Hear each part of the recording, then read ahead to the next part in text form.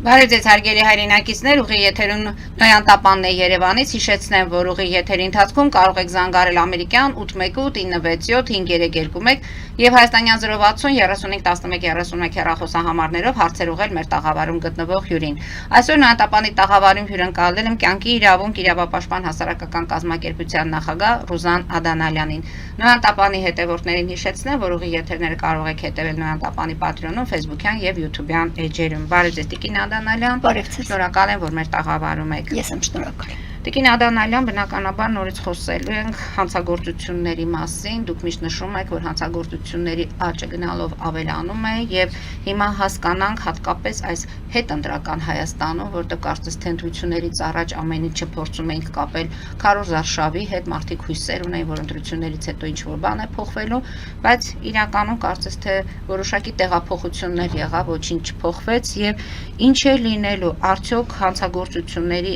աճը հնարավոր է լինելու կանխել, քանի որ ինչպես դուք եք ասում, բացակայում է եւ արդարադատությունը, կա ընտրովի արդարադատություն, չեն գործում իրավական մեխանիզմները, ինչ է լինելու, ինչպես եք պատկերացնում հետընտրական Հայաստանում իրավական համակարգի գործողությունները։ Նախ սկսում են հանգամանքից, որ մենք տարիներ շարունակ ձեր հաշտակում, ձեր տաղավարից հատկապես վերջին տարիներին, քանիցս բարձրաձայնել ենք հանցագործությունների աճի մասին, հնչեցրել ենք հստակ տվյալներ, որոնք նաև հնչեցվել են ազգային ժողովում, ազգային ժողովի պատգամավորների կողմից եւ ակնհայտորեն երևում է, որ հանցագործությունների թիվը սաստկացել է, աճել է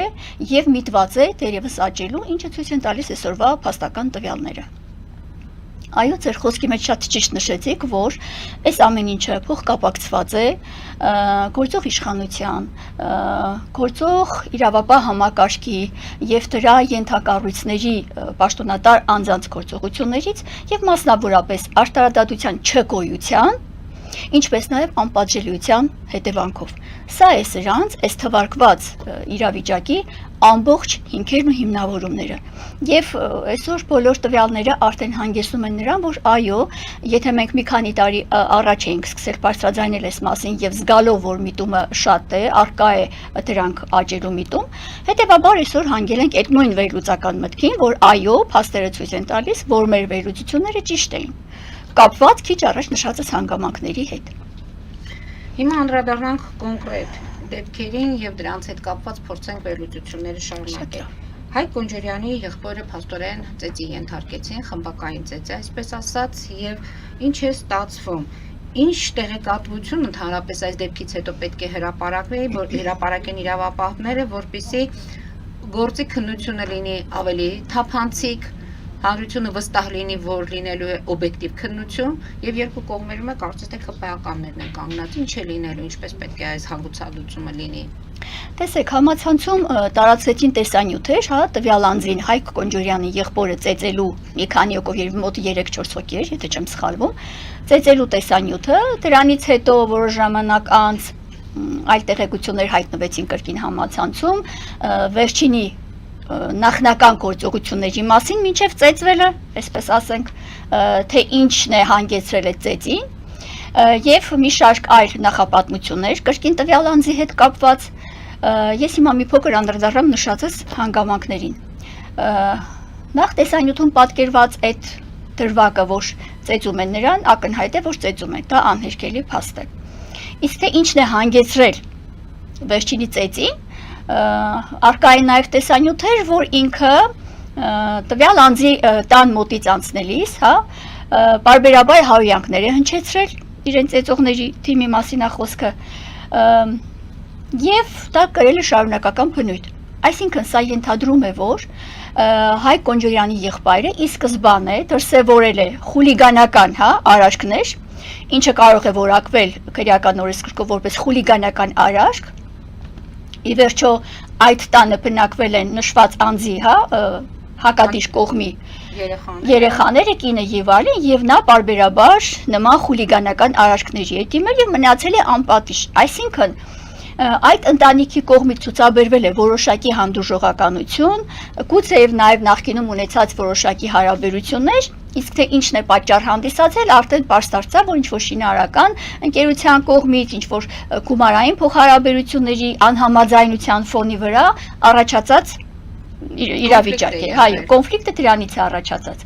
Եթե այդ կոնֆլիկտի մեջ կան հանգամանքներ, որ Հայկ Կոնջորյանի եղբայրը Ավետ Կոնջորյանը իրեն բավարարված չի համարել եւ որոշել է ինչ-որ գործողություններով հակակրանք ցույց տալ անհարգալից վերաբերմունք եւ իր անձը վեր տասել այդ ընտանիքից, ցույց տալով ըստ իր պատկերացման, որ ինքը առավելություն ունի եւ կարող է այդպիսի ցուցադրական վարքագիծ դրսեւորել եւ ինչ ուզենա հայ, ինչ ուզենա ասի, հետեւաբար այս լռությունը, այս հանդուրժողականությունը պետք է օրից մի օր հանգեցներ սրան եւ հասնելու են պահը, որ լցվելու է նաեւ համբերության բաժակը եւ մարդիկ պիտի նախաձեռնեն իրենց միջոցները եւ ես կարծում եմ, որ սա է հանգեցրել։ Այո, ինքը անձամբ հրահրել է ըստ այս տվյալների, ըստ մեր ձեռքի տակ առկա, ըստ համացանցում տարածված տեղեկությունների։ Այսինքն տվյալ անձը, ում ընտանիքի նկատմամբ կատարել է սա, կարող է դիմել ոստիկանություն, կարող է դիմել այլ միջոցների, տեղյակ պահել եւ այլն, որպեսզի կանխվեր։ Բայց կարծում եմ, որ մտածել է, որ կանցնի, միգուցե կանի 1-2 անգամ այլևս չի անի, նաեւ ալկոհոլ օգտագործած վիճակում պատմողների ականատեսների պատմելով եմ ես սա ասում իհարկե։ Եվ փաստորեն այս մարդը արդեն Հայկ Կոնջորյանի եղբայրը անցել է այդ բոլոր սահմանները, անցել են հանդուրժողականության բոլոր տեսակի էտապները եւ սա հանգեցրել է, որ նրան ենթարկեն ծեծի։ Հիմա սա ինչից կարող էր առաջանալ, որ մարդը անձամբ է դիմել իր միջոցներով պատժելու տվյալ անձին։ Բարձա Հայկ Կոնջորյանի եղբայրն է, ինքը գուցե հենց դրանից է թևավորվել, որ ինքը ունի թիկունք, ինքը քպական է, ինքը իրեն կարող իր անպատժելիությամբ ինքը նաև շատ վստահ եղել եւ հետեւաբար շարունակաբար կատարել է այս արարքը։ Մարդիկ էլ մտածել են, որ այո, տեր ունի, քպական է եւ այլն, իշխանության ներկայացուցիչներից մեկի եղբայրն է, բարձր որ ինչ էլ որ լիներ, ավարտվել էս գործի ինչպիսի երկել որ ունենար, պիտի իր օգուտ Հայկ Կոնջորյանի եղբորը լիներ, որովհետեւ մենք բոլորս տեսնում ենք, թե ինչպիսի երկակի ստանդարտներ են կիրառվում, ինչպիսի իմ մուքոնն է դրած, միշտեր Նիկոլ Փաշինյանը նախկինում, հələ որ վարչապետ չէր ընտրվել, այդ հեղափոխության բանի մեջ էր, էմոցիաների մեջ էր, ասում էր, այն խոսքը, որ ասում են տիրովին տերն է տարել, անտերին կերն է տարել, սա չի պիտի գործի Հայաստանում, բայց գործում է եւ հենց կոնկրետ այս օրինակի վրա բերեցի, բայց սա միակը չի, հեղեղված է, հա, հայաստանյան հասարակությունը, դատաիրավական համակարգը այս գաղափարներով բոլորը գիտեն, որ այո, տիրովին տերն է տարել, անտերին էլ կերն է տարել, Նիկոլը չկարողացավ այդ իր ասածը անել, հակառակ դա ավելի ամրապնդվեց մեր երկրում, մեր հասարակության մեջ իրավապահ համակարգում, այսպես ավելի ճիշտ կլինի, եւ մարդիկ գիտակցել են այդ ամեն ինչը։ Դրա համար փորձել են դիմել իրենց միջոցներին, իրենց ուժին եւ այլն։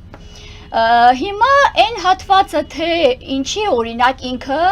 դեպքի օրը անմիջապես չի դիմել ոստիկանություն, սա իմ մեջ խիստ կասկած առաջացում։ Միգուցե մտածելա, որ ինքը մեղավոր է, ինքը ընդունելա, որ մեղավոր է, գնա ոստիկանություն ինչ ասի, ասի որ խելոք տեղը իրան բռնեցին, տարան ծեծեցին, չի կարա ասի։ Մարդիկ կարան հակառակ կողմն լեզու ունի, բերան ունի, փաստեր ունի, նույնիսկ տեսանյութ կար 3 թե այսօր համացանցում, որ այո, հայոյանքները արձանագրված են, չգիտեմ ում կողմից։ Մի խոսքով հաջորդ օրը սրճարանում մարդիկ ասում են վայ ծեծել են, պատկերացում են երևի կիսամեռա, ես իմ ինչ ա եղել, մարդկանց պատկերացմամբ եմ ասում, հաջորդ օրը սրճարանում ժպիտը դեմքին լուսանկար է հրապարակել, չգիտեմ, հեգնանք ա եղել այդ ժպիտի մեջ, թե տեսեք ինքը շատ լավ է նստած է սրճարանում, ամեն ինչ նորմալ է, ինչ ա եղել իրան բանել չի եղել, հետո նոր գնացել է հիվանդանոց, 1 օր անց գնացել է հիվանդանոց։ Հիմա եթե տվյալ անձը չունի որևէ մեղքի բաժին, չունի այն նախապատմությունը այս միջև այս ծեծը հասնելու եւ հաջորդ օրն է գնացել հիվանդանոց, ի՞նչն է խնդիրը, չէ՞ որ մարմնական վնասվածքներ, միգուցե ես չեմ կարող հաստատել։ Եթե տեսանյութը տեսնում ենք հարվածները ոտքերով, ձեռքերով։ Եթե նման ծեծակերը չի կարող ուղարկի դատապիշկական եզրակացություն չլիներ, եթե հայտներ ոստիկանություն բնականաբար փորձաքննության էին ուղարկելու եւ չէին կարող չարցանագրվել, ասենք ինչ առարկաներով, բութ առարկաներով եւ այլն ոտքի ձեռքի հարվածներով ինչ որ կնշվեր, ստացել է մարմնական վնասվածքներ։ Չնայած էլի հաջորդ օրը կարող էին մնալ այդ վնասվածքները եւ որոշվել վաղեմության ժամկետները, թե իրոք այդ դեպքի հետ կապ ունի, թե դրանից առաջ Հայկ Կոնջորյանի եղբայրը մեկ այլ իրավիճակներում է միգուցե հայտնվել այլ վաղեմության վնասվածքներ կան եւ այլն, սրանք հարցի մեկ մյուս կողմն են, բայց ինչի չի գնացել։ Եթե ինչ որ բան կար, այո, գուցե եւ չգիտեմ, իհարկե խորհրդակցել է, իհարկե նրան խելք խրատ տվողներ շատ են եղել, որ ի սկզբանե փորձել է դերևս ցերմպահ մնալ, հա, ոստիկանություն դիմելու, հիվանդանոց գնալու եւ այլն։ Այս ցկցկված գործողությունները պատմում են եւս իմ կարծիքով փաստում են եւս այն մասին, որ այո, նախադրյալները եղել են հիմքը եղել է ինքը, պատճառը ի սկզբանե ինքն է եղել եւ եկել է սպա, հիմա այս թվարկած դրվագների շուրջ կարող ենք պատկերացում կազմել, որ եթե ուղղորդել են իրեն, երբ գնա, որը գնա, քանի ժամ հետո գնա, գնա թե չգնա, ինչ անի, այս ամեն ինչը արդեն ունի իր համախմբվածությունը, որի ներսում, հա, կազմակերպվում է Հայկ Կոնջորյանի եղբոր նկատմամբ որոշակի ինչ-որ դրական ճանապարհ հաշտելու համար իրավական համակարգում։ Սա եմ ես պատկերացնում, որովհետև պրակտիկան, փորձը, անցած ճանապարհը, իմ հետ կատարված բոլոր դեպքերը շատ հասարակ, sense կարմիր գծի նման անցնում են, որ դրանք հանգեցնում են այդ հետագա քայլերին։ Թե մյուս կողմի հետ ինչ կլինի, ոնց կլինի, ինչ իրավիճակներ կլինի ցույց կտա քննությունը, եթե իհարկե նախաձեռնվի, ես չգիտեմ, քրեական վարույթ նախաձեռնվել է, բայց դերևս մեղադրյալներ չկան, ինչքանով գիտեմ, ու ընթացքը արդեն կերևա, բայց կարող եմ հետևյալ համոզմունքը հայտնել, որ ՔՊԱ-ականները սկսել են իրար հոշոտել։ Ես այս եզրակացության եմ հանգել, իհարկե ներքին խժդժություններ շատ կան նրանց մեջ, եւ մամուլն է հրապարակում, եւ տարբեր հաշտակներից ենք լսում, եւ տարբեր միջանձնյա խոսակցություններ կան, որ հասարակության մեջ կան այդ շշուկները, որ իրանք իրար են ուտում, բայց նաեւ այս տեսակի, այս կարգի արտառոց, որ բռնեն ու տենց փողոցում, հա, այդ հատվածում, որտեղ տեսանյութն է արկա, այդ կարգի ծեծի ենթարկեն, այդ կարգի բռնության ենթարկեն, ու սենց հələ թերևս որոշակի որևէ խոսք չկա ԿՊԱ-ական այլ ներկայացուցիչների կողմից, թեկուզ եղբոր կողմից, թեկուզ վարչապետի կողմից, ինչու՞ չէ, որովհետև ինչ որ հանցագործություններ որ տեղի են ունենում, օրինակ մենք նախադեպեր ունենք, որ վարչապետը հենց կառավարության նիստի ժամանակ ինքը ցուցմունք է տալիս, ինքը անմիջապես իր գնահատականն է տալիս եւ նախաքննական մարմինը անմիջապես արդեն առաջնորդվում է այդ ցուցմունքներով։ Հիմա ինչքան վատ է Հայկ Կոնջորյանի եղբոր վիճակը, իր արարքների տեսանկյունից եմ ուզում ասել, որ վարչապետը որևէ գնահատական չի տալիս եւ կարծես թե այդ թեւը լուռ է։ Սա է ամբողջ խնդիրը եւ բնականաբար ես կասկածներ ունեմ, որ Կոնջորյանի եղբոր հակառակ կողմը միգուցեև, հա, չի ստանա օբյեկտիվ գնահատական իր արարքների համար, իսկ ես հենց հատուկել ի սկզբանե իմ կարծիքը հայտնեցի, թե ոնց ա եղել, ինչ ա եղել պատմությունների համատեքստում, այն տեղեկություններ ինչ որ կա,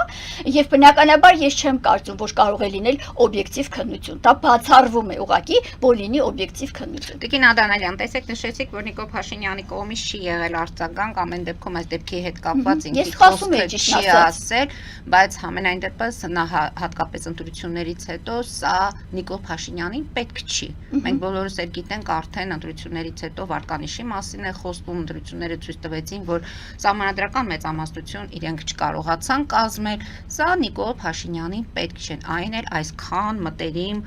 ԱԺ իշխող խմբակցության ղեկավարի եղբորն են ծեծի ենթարկում, սա նույն ԿՊԱ-ականները։ Նիկոլ Փաշինյանի կարծես թե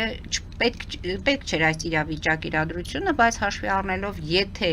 իր կողմից լինի ինչ որտեղ օբյեկտիվ կամ դեպքին այլ տեսակետից ինքը նաև ոչ թե որպես ԿՊԱ-ական, հաստատ պետք է որ արձագանքները լինեն։ Դուք սպասում եք, որ Նիկոլ Փաշինյանը, ասում եք հիմա չի եղել, իսկ հնարավոր է հետո Նիկոլ Փաշինյանը այս դեպքը օգտագործի, հենց մենք տեսնում ենք, չէ՞, դուք ասում եք ԿՊԱ-ականները իրար հոշոտում են եւ Նիկոլ Փաշինյանը ոչինչ չի մոռանում։ Կարող է այս դեպքը օգտագործվի հետագայում։ Ես համաձայն եմ ձեր հետ, ելնելով ինչ-ինչ հանգամանքներ, նաեւ Նիկոլ Փաշինյանի որոշակի անհատների, նաեւ յուրայինների նկատմամբ ունեցած հետագայում պատժելու ինչ որ բաներից, հա, հանգամանքներից, ես համաձայն եմ ձեր հետ, որ եթե նա լռում է կամ հետագայում միգուցե, հա, այս հարցին կանդրադառնա իր ձևով, հա, ինչպես օրինակ պաշտոնանկ եղան այլ անձինք եւ այլն ազգային ժողովում տեսնում եք նախագահի փոփոխություն ա լինում, այլ պաշտոնների փոփոխություններ են լինում, սրանք միգուցեև հենց արդեն ունեցել են նստվածք, հա, վերջինի մոտ զուտ եւ քաղաքական եւ անձնական միջանձնային հարաբերություններով դրա համար ես կարծում եմ համաձայնելով ձեր հետ որ այո կարող է նաեւ անհետևանք չմնալ կոնկրետ Հայկ Կոնջորյանի համար կարող է անհետևանք չմնալ բայց այստեղ պետք է մի շատ կարեւոր հատկանիշ ընդգծենք թե նայած թե ինչ հարաբերությունների մեջ է Նիկոլ Փաշինյանը Հայկ Կոնջորյանի հետ նայած թե միջանձնային ինչպիսի համակրանք ունեն միմյանց նկատմամբ արդյոք Հայկ Կոնջորյանը հենց Նիկոլ Փաշինյանը ինչպես գիտեք նա ունի շատ մերձավոր նեղ շրջապատ քպայականների մեջ նայած թե ինչպիսի հանգամանքներ կան նայած թե սա որ երրորդ դեպքն է եւ այս բոլորի համատեքստում նոր կարելի է հանգել հնարավոր որոշակի եզրակացության թե Նիկոլ Փաշինյանը ինչպիսի դիրքորոշում կունենա Դուրս գան կարճատև գովազդային դադարի Տիկին Անդանալյան որից հետո շարունակենք հարգելի հայրենակիցներ հետևեք քիչ անց կվերադառնանք տաղավար եւ կշարունակենք մեր զրույցը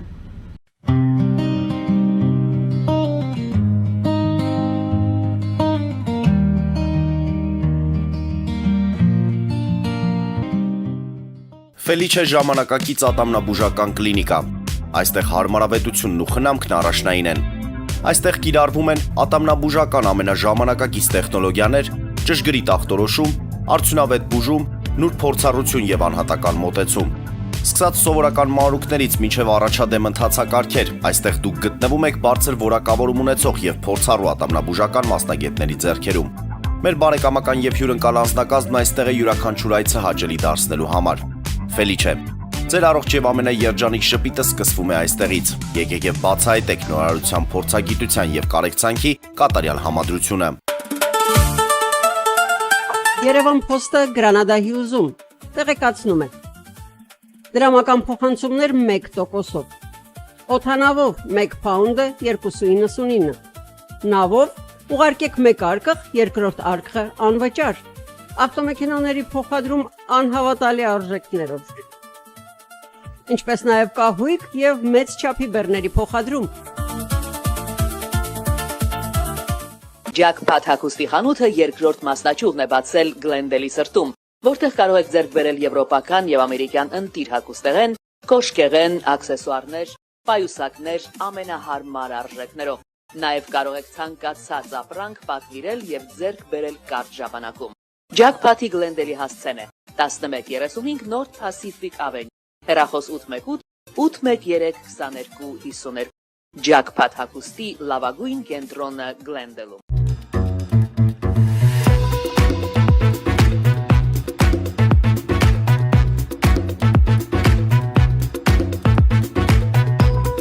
Արարատ ռեստորան, ընտանեկան եւ ընկերական ժամանցի լավագույն հասցե, սիրված արտիստներ, հյուրընկալ մթնոլորտ, հարուստ ճաշացան, անմահական խորտիկներ, Արարատ ռեստորան, հասցեն անփոփոխ, սիրով սպասում ենք ձեզ։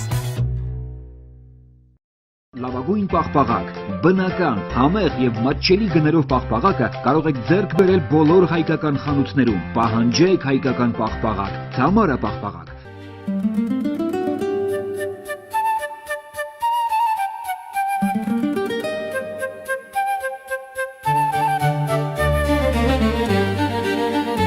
Նոյան տապան տպարան, Նոյան տապան հրատարակչություն, շարվածքից մինչև տպագրում, զանգահարեք, գրեք, այցելեք, միասին պատրաստենք ձեր գիրքը, ամսագիրը կամ թերթը, որտեղ նշվելու է, տպագրված է Նոյան տապանում։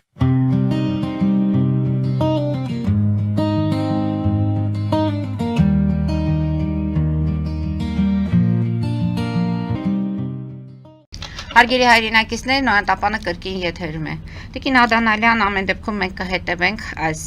Հայկ Կոնջորյանի եղբոր գործի հետ կապված, որտեղ բավականին աղմուկը մեծ է եւ սա փոքր բիզնեսի մասին չէ խոսքը, սա այդ բարձրահարկ կառուցվող տների մասին է եւ ընդ որում հետքլրատվականը բավականին մանրամասը անդրադարձ է կատարել, այնպես որ հետևենք իրադարձություններին, կտեսնենք ինչ իրավիճակ կունենանք եւ անմասն չէ նաեւ մեր բանակը զոհերից փաստորեն։ Մենք ճամբարակում ունեցանք զինվորի սպանություն,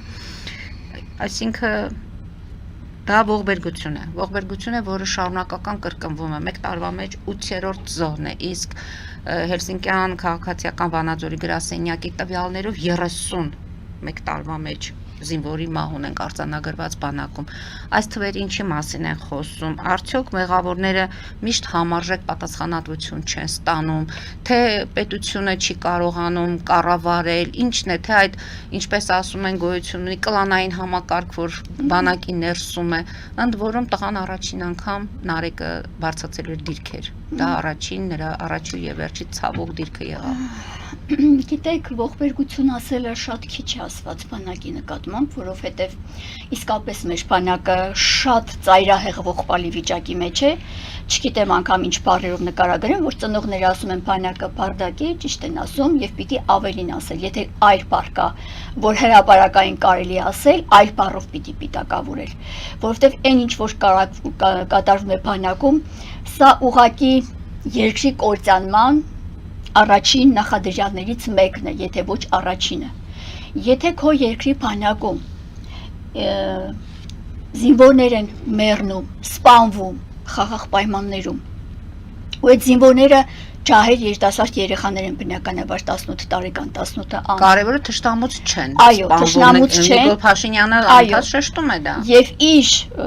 ծառայակցի կողմից իրականացված հանցավոր արարքների հետևանք է, եւ 7 ամիսների մեջ 30 սպանություն, հələ 30-ը բաժանեք 7-ի, ամսեկան քանի սպանություն։ Այո, 4 մոտավորապես 4 զինվոր ամսեկան սպանվում է իր ծառայակցի կողմից եւ հետո ասում են, որ փորձում են այս ամեն ինչը պատճառաբանությունները սպանությունները, եկեք մենք այդ թվերը ամեն դեպքում մենք մեր կողմից չհրապարակենք, բայց կա 30 մահ։ Այո, բայց հիմա հրապարակենք այն մասը, որ բոլորը մեծ մասամբ ինքնասպանության, բնութագրմամբ քրեական օրենսգրքով ինքնասպանության հակելու, ինքնասպանություն գործելու հատկանիշներով են հարուցված։ Հետո 1-2 դեպք սկսում են արդեն ասել, որ ծառայակիցն է արել, ծառայակցի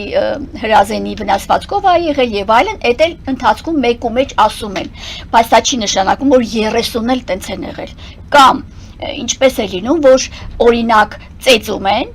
այնուհետև հասցնում են այն իրավիճակի, հակում են ինքնասպանության անձին եւ տվյալ դեպքում արդեն ասում են կախվել էր։ Այսինքն մենք կարող ենք ասել, որ մեր զինվորներին, այս երիտասարդ սերուցքին ազգի, որ ուղարկում են բանակ, կարող ենք ասել, որ երեխեք չան, ճակերտներով եմ ասում իհարկե, երեխեք չան, մենք ձեզ ուղարկում ենք ինքնասպան լինելու։ Կարանք ասենք։ Կարանք ասենք, այսինքն ուղարկում են երեխաներին ծնողները, մայրերը բանակ, որ ծառայեն հայրենիքին, որ ստանան զինվորական կեցվածք, զինվորական կարգ ու կանոն, տղամարդ դառնան, տղա մեծանան, գնում են ինքնասպան են դառնում։ Մի հատ եկեք խորը մտածենք, էլի, ով է ստեղ մեղավոր։ Բարով խերով ճանապարհում են, ասում են խաղաղություն լինի, սաղ սալամատ գնաք, բարով վերադարձակ ձեր ծնողների քիչ, երեխեքն էլ բարձր տրամադրությամբ բոլորը, երկով բարով, այո, գուցե ներկուս ինչ-որ ճնշվող բան կլինի բնականաբար, բայց մարդիկ ուղարկում են, չեն պահում իրենց երեխեքին իրենց փեշի տակ, բայց հիմա ինչ եք հետ վերադարձնում ծնողներին, ում եք վերադարձնում, այդպես էլ չսովորեցին զինվորին ողջ եւ առողջ ծնողին վերադարձնել, այս պետությունը, այս երկիրը տարիներ շարունակ չսովորեց ողջ եւ առողջ զինվորին տալիս ծնողին, այնպես ինչպես հանձնել էր պետությանը, սա ինչ մակարդակ է, սա ինչ շնորհք է, սա հնարավոր է ամեն ինչը թույլ տալ ամեն օր ասու իրանորը նմանատիպ մենք բաներ ենք լսում, դեպքեր ենք լսում։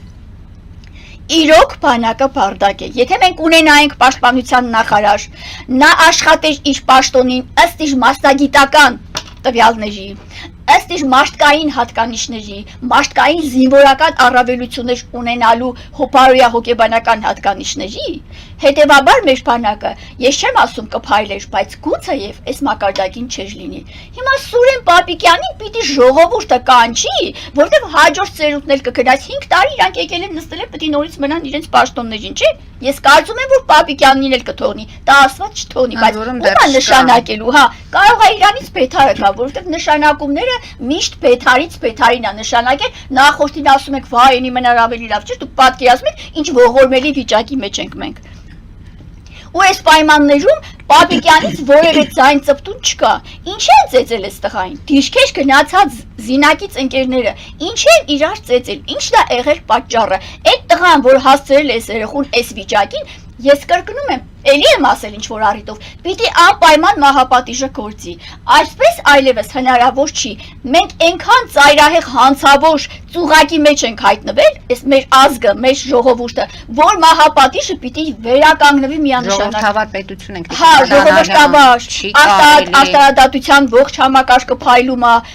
ո՞նց կարելի է մահապատիժ լինի, չի կարելի։ Հիմա ես Բարեփոխումներ են արվում։ Հա, բարեփոխումները շատ իդեալական կատարվում են։ Տեսնում եք բարեփոխումները։ Զինվորին ուղարկում է մայրը բանակ, տանում ծեծում են, հետո էլ կախվում այդ զինվորը,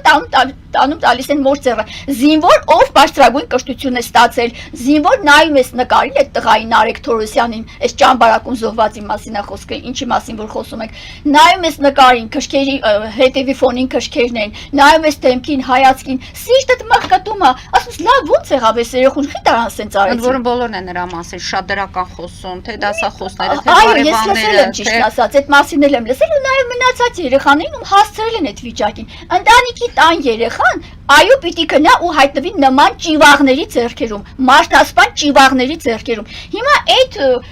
բանակի հրամանատարությունը, իրենց ղեկավարները չեն հասկանում, ոչ տղան ինչ հատկանիշներ ունի, ոչ տղային ոնց պիտի օգտագործեն բանակում, որ ինքը կարողանա եթե վատ վարկագիծ ունի դաստիարակվի, բանակը դաստիարակվի, եթե խեղճաթույլ է, իրան ուժեղացնեն։ Ես սովետական ժամանակների մարդ եմ, եւ ես շատ լավ գիտեմ, թե բանակում ինչպիսի առանձնահատուկ վերաբերմունք է դրսևորվել յուրաքանչյուր զինվորի նկատմամբ։ Ակտիվ զինվորները եղել են իրենց բաները, ջոկատների ղեկավարները, թույլ զինվորներին հանձնարարություններ տվել այլ բաներ, որպեսզի նրանք ավելի ուժեղանան։ Սա է բանակի դաստիարակությունը։ Սա հենց սովետական բանակի բարքերն է, որտեղ տեղափոխվել հասել է։ Ոչ, իրանք շատ հաց ու պանիր ունեն ուտելու, որ սովետական բանակի մակարդակին կարողանան հասնել։ Զինվորը ուներ պատիվ, արժանապատվություն, զինվորի կեցվածք, զինվորի հոգեբանություն, ծառայած մարդիկ հետ են եկել տղամարդ դառած։ Դուք սովետական բանակին կարակ բան ասեք, կախվում էին սովետական բանակում, զինվորներ էին կախվում օրը մեկ։ Բա ուր է ձեր բանակը։ Ով եթե ունեցել է թերությունը, ես չեմ ասում թերություն չի ունեցել, այնտեղ կռիվներ չեն եղել, միշտ էլ վախը, բանը ամեն ինչ եղել է, կարգապահական խնդիրներ են եղել, գցել են, պատժել են եւ այլն։ Չէր կարող չլինել ուղղակի այդքան տղու ղեկավարելը, կառավարելը, մի քիչ հեշտ բան չէ, բանակ ղեկավարելը։ Մարդիկ տան երկու երեխա ունենում, չեն կարողանում ղեկավարել իրենց երկու տղա երեխաներին։ Ու մնաց թե բանակի այդքան տարբեր ընտանիքներից եկած տարբեր հայացքների տեղ տղաներ։ Հիմա ինչ են կախվում։ Գոնե դուք մի ասեք, բանակ էլ ունենաք, կարգ ու կանոն էլ ունենաք, պաշտպանության նախարար ունենաք, այնու մաթարտ, ասենք հապա, իրանք ահագին կան էլի, էպեջա մարդիկ են, դուք ոնց կարաք ուրիշին բան ասեք, սովետական բանակին դուք կարաք բան ասեք։ Դրա համար էլ այսօր մարդկանց երեխաները տենց գնում են ու դիրակ դառած տալիս են իրանք ծնողներին։ Հիմա թող պատասխան տան, ով ա եղել ծեծողը, այնտեղ կալանավորվել են մարդիկ, չգիտեմ ինչ են եղել, երկու հատ հետախուզվողը հայտնաբերվել, ինչ ա եղել, չգիտեմ, տարբեր պատմություններ կար այս երեխու շուրջ։ Բայց հիմա կանխվելու է այս դեպքը։ Ենթադրենք, այդ ով որ ծեծել է կամ ովքեր որ մասնակցել են, ինչ են արել, ենթադրենք դրանց պատժեցին։ Պայմանականորեն եմ ասում։ Այսինքն մի այնտեղ էլ ընտանիքները։ Հələ չգիտեմ ով ուտուլ են շատ ներողություն է սպարիս համար, ում հերը կգա մեջ կգնի ինչ կանի, ում մեղավոր քանեն, ում անմեղ կար, ուժողին մեղավոր հանեն, մարդասպանին անմեղ հանեն։ Չգիտեմ, եկան խայտարակ խուլիգան վիճակ այս համակարգում, չես հասկանում, շունը տիրոջը չի ճանաչում։ Ու հիմա ենթադրենք պատժեցիք, պայմանականորեն ընդունեցիք, որ աշտարժ քննություն եղավ պատժեցիք։ Վաղելի է լինելու, բանակը բարդակ է։ Դուք պիտի արմատը գտնեք, դուք պիտի հասկանաք, որտեղից այս ամեն ինչը ծնունդ առնում, որտեղից է սկսվում, որպեսզի դեմը առնեք, հոսենց չի լինի։ Ամեն անգամ երեխեքին հասցնում եք կյանքի ու մահվան ճանապարհ, ասես հանգիստ տներ այդ վեր եք ընկած, ձեր համար ձեր կերուխումի հետևից եք ընկած։ Բա ում օջախը մարավ թող գնա դրա մայրը մղկտա։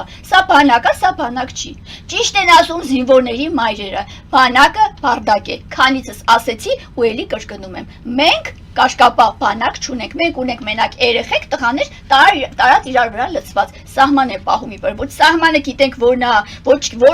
որը գիտենք որն է Ադրբեջանինը, որն է մերը, տարել են մցրել են իրար բերան, հələ դուք սահմաններ երբ ունեք, եպեք հասկացին, ով եք ինչացու եք, որ բանակի լասում եք, բանակի ինչ պետք է անի ոչ։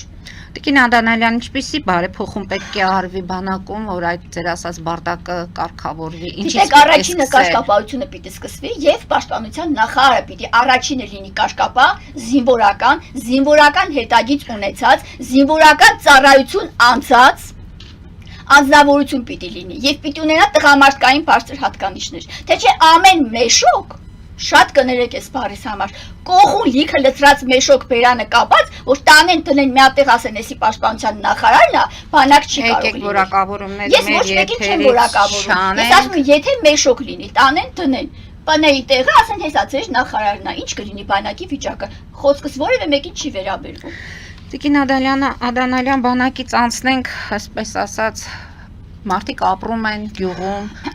մայրը իր երկու որդիներին է փաստորեն դաստիարակում, մեծացնում եւ 56 տարեկանում տղաներից մեկը մորը սպանում է։ Մելիք գյուղի մայրասպանության մասին է խոսքը։ Ճիշտ է, փաստորեն ամիսներ անց դեպքը բացահայտվեց, դրա մասին էլ մանրամասն գրվեց համացանցում եւ 20-ամյա որդին, ով ունի որոշակի առողջական խնդիրներ, բանից պարզվում է հենց մորը ինքն է սպանել։ Սա ինչպես եք բացատրում։ Արդյոք հոգեկան, առողջական վիճակի պատճառով մարդը չպետք է պատասխանատվություն կրի եւ այդ մարդը հանրության մեջ ինչպես պետք է ապրի։ Կարող է դա մայրը չլիներ, լիներ համագյուղացի, մի խոսքով այս դեպքի հետ կապված ձեր վերլուծությունը։ Տեսեք, ընդհանրապես ծնողներին սպանելու դեպքերը շատացել են Հայաստանում։ Ցավոք շատացել են, այո, եւ հիմա մի այնպիսի իրավիճակ է, որ կոնկրետ մայրասպան այս տղան շահարկվում է նաեւ մյուս եղբոր անունը, չնայած հեշքում են համագյուղացիները, բայց ամեն դեպքում, եթե արկա է մայրասպանություն, սա արդեն վերջն է։ Եթե արկա է ոչ թե սպանություն, սա արդեն վերջն է։ Ես չեմ պատկերացնում ու չէի կարող երբևէ պատկերացնել, սակայն արիուտես ինքս անձամբ շատ լավ պատկերացնում եմ դա խորությամբ ու հատիկ գիտեմ թե քանի դեպք է եղել հայրասպանության, մայրասպանության Հայաստանում եւ հիմա որ այս տղեն պատճառաբանում է թե մայրը իրեն ոնց որ վառարանի շշով խփել է ծխելու համար, ինքն էլ չղայնացել է, հետո մայրը գնացել է, պարկել է, հետո ինքը նոր որոշել է, որ գնա կրտնակով մորը ծեծի մի 5-6 անգամ տվել է, հետո այնքան ածեց է, մինչև սպանել է կրտնակով։ Հիմա եթե մայրը շշով խփել է, նախ պիտի երևա մոր շշով խփածի տեղը, գործակալություն պիտի նշանակվի, հա, այդ մեկ, կարող է ստում է։ Ասում է ծխախոտի հետ էր կապված, ծխելու համար էր կապված, ես էդ էլ չեմ հավատում, որովհետև գուցե ուրիշ հարցարը, գուցե գումարի, գուցե մեկ այլ բանի, ես դրան չեմ հավատում։ Ուղղակի գուցե եւ հորինված ինչ-որ մոտիվ է հենց այդ տղայի կողմից, ում ասում են հոգեկան հիվանդ։ Սա մեկ, հաջորդը, եթե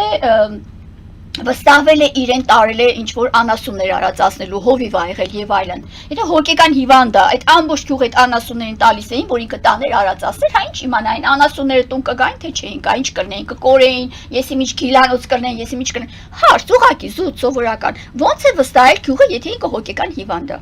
Կամ եթե հոգեկան հիվանդ է գրանցված է արդյոք համապատասխան հոգեբուժական կենտրոնում։ Հարց։ Հաջորդ հարցը Այնքան ունակ ա եղել, որ ինքը սպանել է մարտ ամսին, տարել թաքցրել է, չի պաշարել բանյանի շատ փորի, որ երև ինչ-որ մարդիկ չտեսնեն վրա չկան, ուշադրություն չգրավի, սա էլ է չէ խելքի բան, որ ինքը մակերեսային է, հուղարկավորել, անդադ հողով ծածկել է, որ չերևա։ Հետագային որ տեսել են այդ կինը չկա, եղբայրն է թե ով է եկել, հոր եղբոր տղան, որ ինչ-որ Ռուսաստանից է եկել, հասկացել են, որ այս կինը չկա, ու ինքը բացարձակ խղճի խայտ չի զգացել, որ մորը այնտեղ տարել թաղել է, հողնել վրան ալ ասում, ու տունը գալիս է, նստում է այդ մորը շրջապատած իրերի, տան, սենյակի մթնոլորտում, ինքը շարունակում ապրել ու հեչ պետք էլ չի։ Հետո իբր ինքը զղջացել է, լացել է, բանը արել, ասես Էդ էլ խրատ տված բաներ կա էլի, որ զղջել է, զղջալի հիմա շատ խրատ տված պահ է, որ ինքը զղջում է, լացել է, չոկել է, այս կապիկություն է սա ընդամենը։ Եթե ձեռքը գնացել է մորը այդքան բանը արել, այդ պահին ինքը իրան չի կարողացել տիրապետել, որ դիմացին իր մայրն է։ Զղջալը արդեն 0 նշանակություն ունի, 0։ Այնուհետև վերջերս լրատվամիջոցներից մեկի հետ համացանցում տեսա ինքը շատ գրագ է, շատ խելացի Երևի մենք չկարողանանք այդպես ձևակերպումներով ասել, որ կալանավորման միջնորդություն է ներկայացվել իրան, դատարանը ասում է, իր բառերից եմ ասում, դատարանը մեժել է խափանման միջոց կալանավորումը ու իրան ազատ արձակել։ Ինքը այս բառերով ասում է, սա հոգեկան հիվանդի պահվածք է, ոչ։ Կարող է ինչ-որ հոգեկան խախտվածություն ունենա, այսօր բոլոր մարդիկ այնքան նյարդային սուր խախտումներ կա մարդու մոտ, երևի ասեն հոգեկան հիվանդ է, այդպես որ մարդիկ կարա սուր նյարդային ստրեսի մեջ ընկնեն։ Բայց հոգեկան հիվանդը ունի տարբեր ախտանիշներ, տարբեր աստիճանի հոգեկան հիվանդներ։ Հոգեկան հիվանդ կասում են հոգեկանի, բայց ինքը գիտակցում է իր մեղքը, ինքը անմեղսունակ չի, ինքը հասկանում է ինչ արել։ Սրանք տարբեր աստիճանի հոգեկան հիվանդությունների առանձնահատկություններ ունեն։ Հիմա ինքը արդյոք այն հոգեկան հիվանդն էր, ով անմեղսունակ է եւ չի գիտակցում, որ ինքը իր ամորը սպանում է։ Սա արդյոք այդ իրավիճակն էր։ Հարց սրանից։ Ոնց ա եղել որ դատարան իրան բացել, թող չգիտեմ ինչ փաստաթղթեր ներկայացել, ով է ներկայացել, ունի արդյոք փաստաբան թե չունի, չգիտեմ, այս բոլոր մանրամասները մինչև չիմանանք, չենք հասկանա իրականում ինքը ով է։ Բայց որ ծնողներին սպանելու այս հանցավոր արարքը շատացել է, դա փաստ է, եւ ես պիտի օգտվելով այս առիթից, այս հանցավոր դեպքից ցավոք սրտի օգտվելով, լավ բանով չեմ ասում, նշեմ, որ օրինակ գլխավոր դատախազ Աննա Վարդապետյանը ուղղակի պաշտում է ծնողասպան հանցագործներին, ես ասում եմ չակերտներով պաշտում է։ Արմեն Չիչոյանը Շիրակի մարզի դատախազն է, Աննա Վարդապետյանի նշանակած դատախազն է, ինքը եւս պաշտում է ծնողասպան զավակներին։ Ես ունեմ փաստ տվյալ, որ Շիրակի մարզային քննչական վարչությունում հենց հիմա արդեն 11 տարի է, 15 թվականից սպանել են իրենց հորը, ԿՄ-ն եւ ԱՄ-ն շահադիտական թշնամիներով զուգորդված, այս հոր սպանությանը ներքաշելով նաև իրենց երեխաներին, սպանել են անկողնային հիվանդ, անօգնական վիճակում գտնվող ծեր հորը եւ 11 տարի է Շիրակի մարզային քննչական վարչությունում կոծկում են այս դեպքը, ակնհայտ գործը քննած պրծած է, մնացում է մեղադրանք առաջադրեն ուղարկեն դատարան, չեն ուղարկում, որովհետեւ 11 տարի է, իմ կարծիքով նրանք կաշառքներ են ուղարկում իրավապահ մարմնին, ենթադրյալ կաշառքներ, որպեսզի գործը կոծկվի մինչև վաղեմության ժամկետները սպառվեն։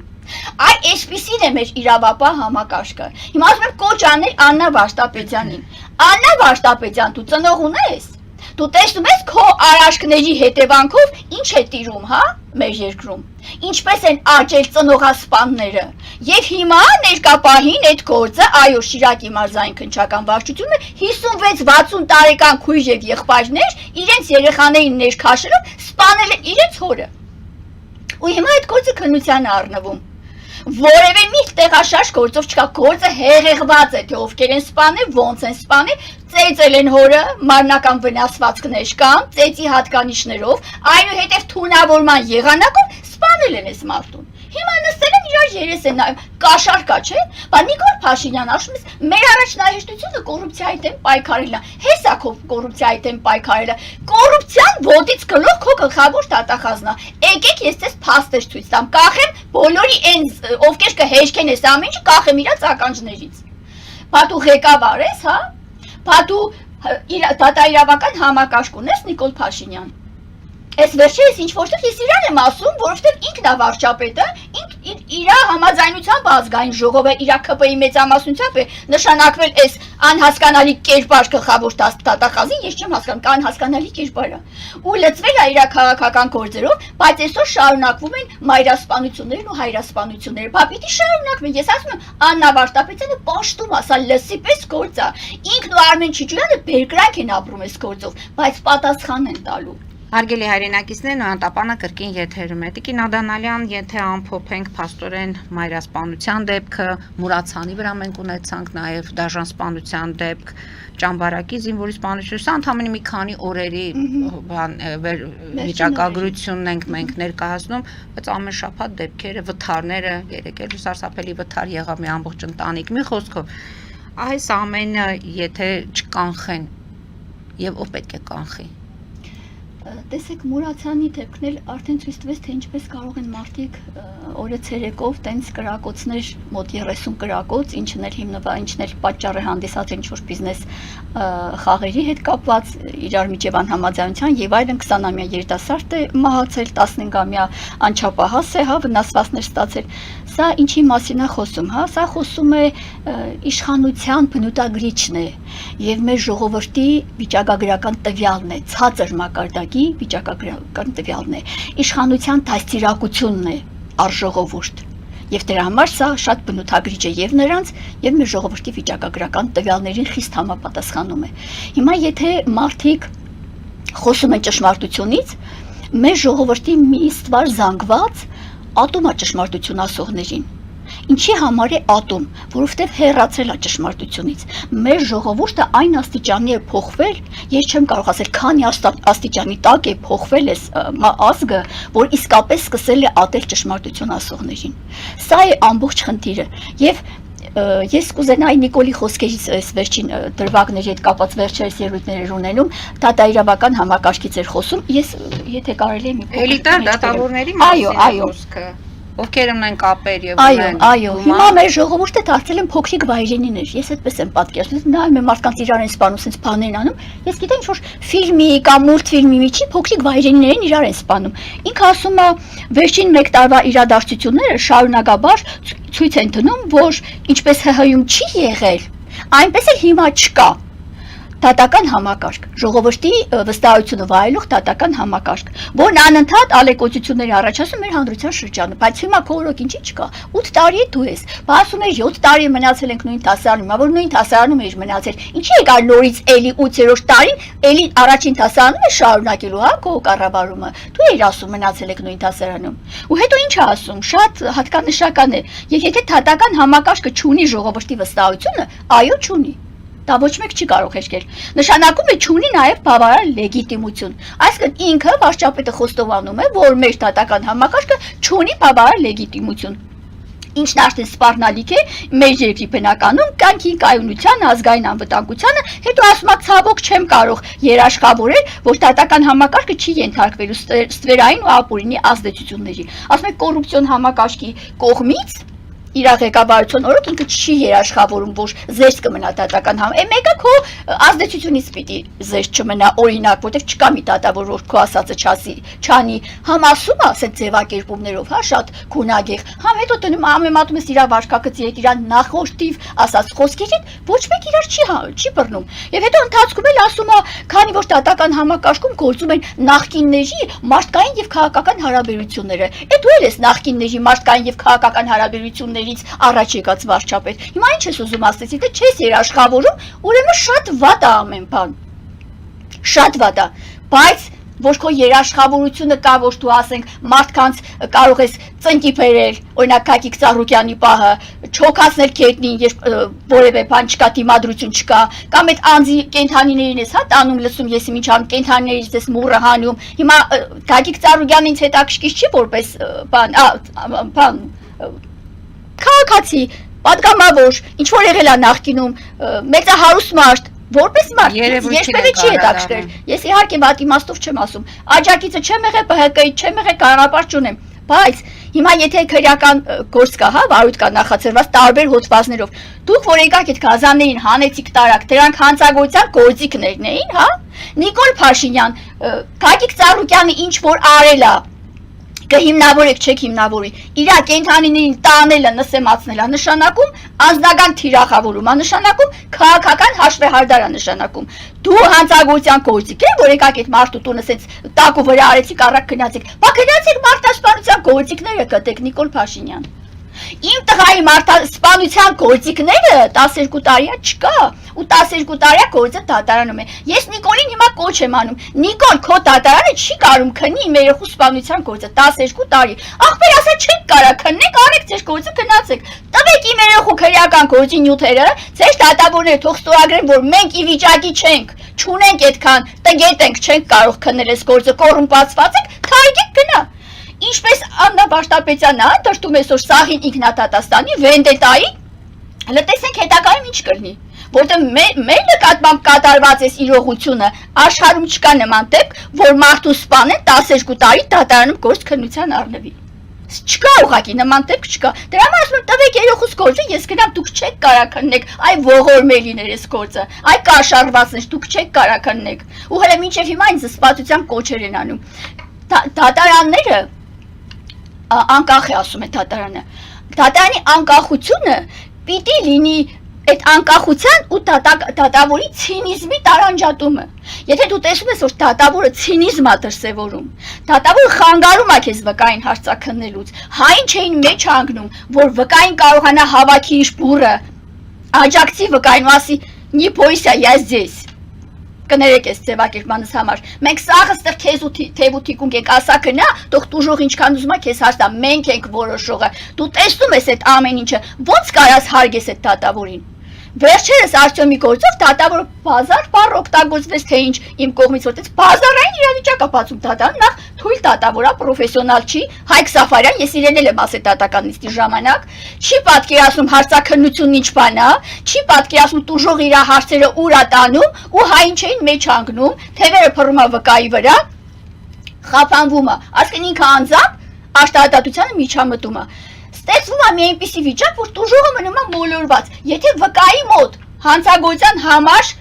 հարցաքննող վկայա կասկածյալ է եղել ինքը գործով, դու տուժողի հարցերի հետ կապված ստից տուժողի նկատողություն ես անում, ուզում ես տուժողի նսեմացնել հարցաքննող վկայի մոտ, մենք դա հասկանում ենք։ Նույնին էլ ինքն է արժանանում, ու ստիպված ասում են բազար է սպասում, ասում այդ բառը մի օգտագործեք։ Բազար բառը օգտագործելը իր համար կարծում եմ կաշառք է հիշեցնում, որտեղ բազարը շոշափելի ինչ-որ եզր ունի գումարի հետ։ Ինքը հենց լսում այդ բառը խառնվում է։ Երևի մտովի կաշառք է պատկերացնում։ Մի խայտարակ վիճակ է, այս գործը ելք չունի։ Վաղեմության ժամկետները սպառվում են մի կողմից, մյուս կողմից վկաներին խանգարում է, որ խմբակային սպանությունը չբացահայտվի։ Հիմա Նիկոլ, դու ասում ես, ես չեմ կարա երաշխավորեմ, բայց ում գործը որ ուզում ես, երաշխավորում ես։ Քո քաղաքական բոլոր գործերը երաշխավորված են։ Դու ում ինչ խոստացար, որ պիտի սարքես բոմժ, պիտի սարքես չգիտեմ ինչ, սաղին անում ես։ Բայց քաղաքական առումներով հələ մի հատ գլուխդ վեր բարձրացրու, հələ մի հատ ասա դու ով ես այս երկրի համար։ Դու իմ համար ով ես, Նիկոլ, դու վարչապետ ես, հա։ Ես քեզ չեմ ընտրել, բացահայտ ասում եմ, բայց քանի որ դու եկել նստել ես այս խեկին, դու պարտավոր ես իմ հարցը լուծելու, իմ մյուսների հարցերը պարտավոր ես լուծելու։ Եթե այսօր 15 զինվորի վառեցին, տարան լցրեցին հողը, Քարքիկ Ծառուկյանի այրուց իրան ճիշտ պետք է ներկայացնի, որ չտանեն նարկոստա սատկասեն այդ այրուցին տանեն։ Հարցրել եք, հետաքրքրվել եք, այդ այրուցը կարա նարկոսին դիմանա, ինչքան կարա դիմանա, ինչ կարա լինի։ Հարցը այրուցը չի։ Բնապահպանները կենտանասերն այս հարցով կզբաղվեն, հարցը այրուցը չի, հարցը այն է, որ մարդու գազաններին կպնելով, մարդու տաշաննել, որ քարով խփես, դա իր ինքնասիրության վրա, այո, կարող է ինչ-որ կերպ ազդել։ Հիմա դու հավաքել ես այդ գազաններին, ներողություն ես բարիս համար, Քարքիկ Ծառուկյանն ուզում ես նակազատանես։ Հիմա տեսեք ինչ մակարդակի է իջել, ինչ էժան ցածր մակարդակի է իջել այս իշխանության վարկանիշը։ Հետո ինչ որ եկել են ԱԺ, իբր ընդդիմություն ունենք, հա, այսքան ժամանակ դուք լսել եք, ընդդիմությունից որևիցե մեկը իմ հարցին անդրադառնա, այսքան մեծ հասարակական հնչեղություն ունեցել, 12 տարի այս մասին խոսվում է։ 12 տարի։ Եթե պահվում է 12 տարի երիտասարդ տղայի սպանություն, վաղներ բանակում կսպանեն, մյուս օրներ փողոցում կսպանեն, այն մյուս օրներ իրար միսկուտեն, ամեն ինչ էլ կարա լինի։ Ես էլի եմ ասում, միշտ ասել եմ, այս երկիրը ղեկավար չունի։ Տիկին Ադանալյան, եթե ամփոփենք ու փորձենք ավարտել մեր հաղորդումը, ամեն դեպքում նոր ազգային ժողով ունենք, նոր կառավարություն պետք է ձևավորվի, մի խոսքով ինչ եք պատկերացնում, ինչպիսին պետք է լինի այս ամենը, արդարադատություն, արդարություն, ասում եք ընդդիմություն չկա, այսինքն այսպես հուսահատ գնանք առաջ։ Չէ, հուսահատ չենք գնա առաջ, մենք չենք թողնի որևէ մեկին հանգիստ ապրելու, քանի որ խաթարվել է մեր կյանքի ապրելու իրավունքը, ժողովուրդը զրկվել է իր կյանքի որակից, հա, իբր թե կար, հիմա բավականին զրկվել է իր կյանքի որակից, պիտի շարունակվի պայքարելը, բայց ես պիտի ասեմ, որ խիստ հիասթափված եմ նաև ընդդիմությունից, որտեղ ես պատկերացնում եմ, որ նույն կերպ գնալու են ԱԺ, նույն կերպ շարունակվելու է այդ ամեն ինչը իրենց գործողությունները, ես որևէ հույս չեմ կապում ընդդիմության հետ եւ սպասում եմ մեկ այլ նոր լիդերի։ Շնորհակալություն ձեզ այսօրվա հաղորդման համար, իրադարձություններին կհետևենք, հարկ լինելու դեպքում կրկին կհանդիպենք այս տաղավարում։ Հարգելի հայրենակիցներ, գովազդ մեր եթերում, որից հետո մեր հաղորդումը համարում ենք ավարտված։ Մնացեք խաղաղությամբ։